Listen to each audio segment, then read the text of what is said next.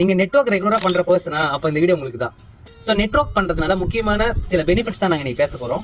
என்ன பொறுத்தவரை நெட்வொர்க்கிங்கிறது எதுக்காக பயன்படுத்துறேன் அப்படின்னு பார்த்தீங்கன்னா, என்னுடைய பர்சனல் பிராண்டிங்கை நான் இம்ப்ரூவ்மெண்ட் பண்றதுக்காக தான். நான் என்ன மாதிரியான ஆள், என்ன மாதிரியான பர்சன், நான் எப்படி இந்த மக்கள் கூட கம்யூனிகேட் பண்ணணும் அப்படின்றதுக்காக நான் முக்கியமாக மீட்டப்ஸ் அட்டென்ட் பண்றேன்.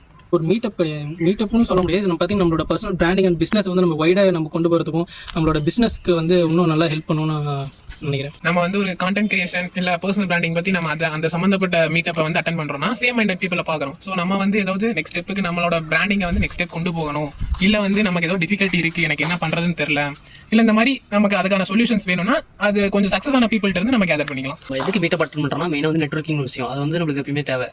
அதுக்கப்புறம் வந்து நிறைய ஐடியாஸ் கிடைக்கும். நம்ம புது பீப்பிளை பார்க்குறப்போ அவங்கள்ட்ட புதுசாக ஐடியாஸ் தான் நம்ம கேதர் பண்ண முடியும். அதை வச்சு நம்ம பிராண்டை ப்ரமோஷன் பண்ணிங்கன்னா நீங்கள் புதுசாக மீட்டப் போகும்போது அப்போ உங்களுக்கு என்ன பண்ணுறோம் ஐடியா இல்லாமல் இருக்கும்போது மீட்டப் போகும்போது அந்த பீப்புள்ஸ் பார்க்கும்போது அவங்களுக்கான இதெல்லாம் கிடைக்கும். உங்களுக்கான ஐடியாஸ்க்கான ஸ்டார்ட் அப் பிஸ்னஸும் கொடுப்பாங்க, எல்லா கொலாபரேஷனும் நடக்கும்.